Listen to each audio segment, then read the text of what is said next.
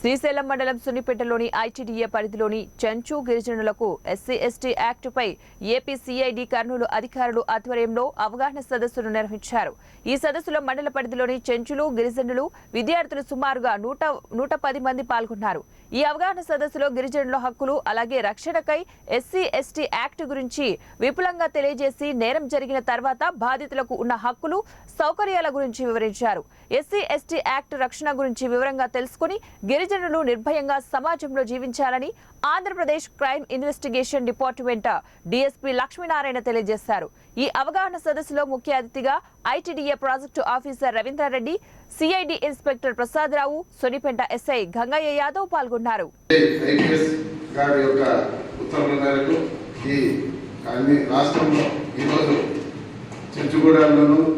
గిరిజన ప్రాంతాల్లోనూ SC communities ఉన్న మండలాల్లోనూ మండల హెడ్ క్వార్టర్లో అన్ని చోట్ల ఈరోజు మేము ఈ సిఐడి తరఫున ఈ చట్టాలపైన వారికి అవగాహన కల్పించే కార్యక్రమం మా సిఐడి తరఫున మేము ఈరోజు నడుపుతున్నాము.